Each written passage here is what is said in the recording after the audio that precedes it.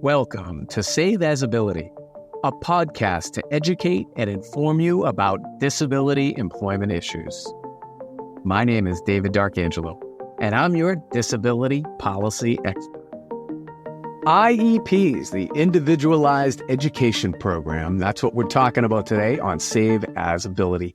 Welcome back for another episode. David D'Arcangelo, great to be with you. Please help us continue to grow the channel.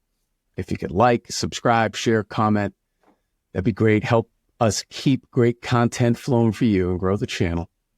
So today we're talking about IEPs, or Individualized Education Programs. And I've worked on these in a number of different capacities. One, as a parent of a daughter with a disability. Two, as myself as a person with a disability, although at that time it was a little bit different. Back in the 70s and 80s, there's some different terminology. But also as an administrator and, my work professionally. And so a number of different prerogatives that I'm going to try to bring to this episode today. This didn't come from necessarily a comment that we got, but comments when I've spoken with people who, Dave, I like the episodes. Can you talk about IEP program from some of the parents that I've developed relationships over the years? And, where they call and say, hey, what about this? Johnny's having trouble in school here, or whatever the case is. What do you think I should do? And so advising them on that. So let's talk a little bit about IEPs and the process and the purpose and all of that types of stuff. We're not so much taking a position, but really just letting people know and parents know that there are resources out there. There are laws out there to be able to ensure that your student with a disability is getting the supports that they need to be successful in school. That's what it's about, okay? All right, so IEPs are meant to ensure that students with disabilities receive the support they need, the specific, and it's supposed to be tailored and customized support that they need to thrive academically. I think we all recognize that if you do well in school, then you have a better opportunity of getting employment. And if you get employment, then you have a better opportunity of becoming independent and self-determined and all of the stuff we've talked about here on Save as Ability. So really one of the cornerstones and basis elementary things is having that good foundation with a good education, with a good solid education. If you're a person with a disability, sometimes there are things that you're going to need that are going to need to be specifically tailored so that you can get equal participation throughout the labor force and get all of the programs and services that you are entitled to as part of the education process. So, again, the IEP is meant to create a customized plan for each student with a disability, and it's supposed to be based upon that strengths of the person with the disability. But also, if there are challenges and weaknesses there, what can we do to ameliorate that to at least get you at parity, at base, so that you can continue to succeed, right? Because not everybody's going to be a great student on every subject. I don't think that's the goal. But to make sure that you have what you need to be successful in an academic environment. Now, the legal foundation for this is really laid out in a couple of different places. The primary one, though, being the Individuals with Disabilities Education Act, or IDA. And IEPs are really built in there, and it's part of a larger mandate, right? That there's a standard out there, and I'm putting that in air quotes, that all students are entitled to a free and appropriate public education. That FAPE standard was codified because what was happening was in different states and different jurisdictions, there were different standards. Like in Massachusetts, for example, when I was in school, the standard wasn't free and appropriate public education. It was what was called maximum feasible benefit. And with the population of students without disabilities, that was one thing. But when you brought it into special education, you brought it into people with disabilities, there was a real debate there among, well, what does that feasible benefit mean? And right. So we ended up going with this federal standard, and I think it's in all of the states now. So a little bit more about IEPs and the process.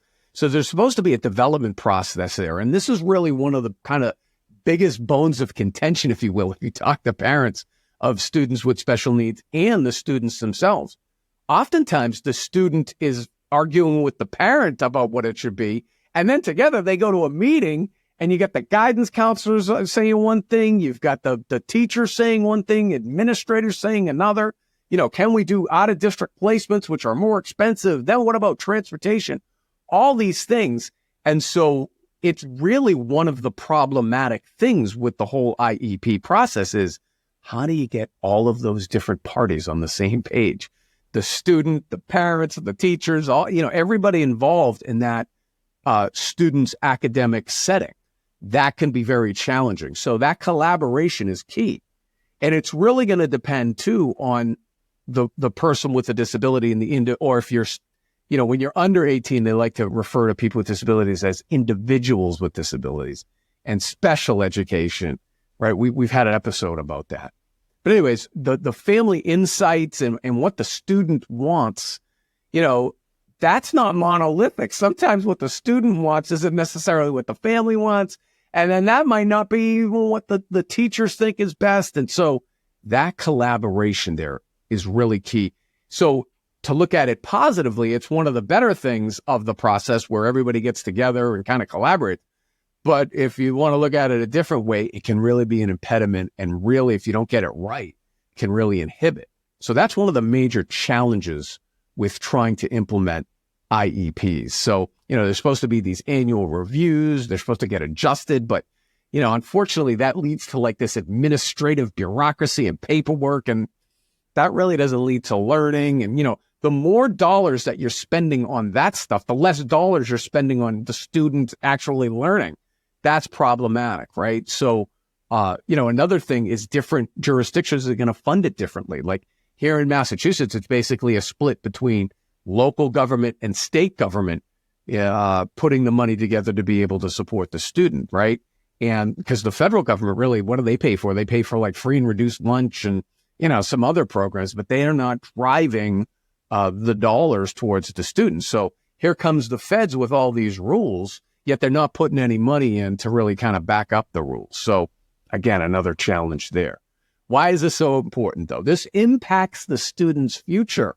Because if you're spending your time in meetings and, planning and what are we going to do, all this time's going by where the student isn't getting the education that they need or that, is really going to help prepare them for what's next. And again, we talked about this so many times here. We're major proponents of employment and making sure that people with disabilities have access to opportunities because we believe those access to opportunities increase greatly a person's independence and self-determination. And isn't that what we want, right? We want freedom, right? So the way to do that, I think, is less regulation, incentivizing it for the person with a disability, their family, and all of the people in on the process, for government even, incentivizing it so that you pay for outcomes, and you pay for, good grades and upward mobility. So that's a little bit about IEPs, Individualized Education Programs and Planning. And so let's hear from you. What do you think? Put it in the comments, like, subscribe, share. Let us know if you want to hear more on this, and we can address it in future episodes. But I hope this built value for you. David D'Arcangelo, another episode of Save His Ability. I hope you have a great day.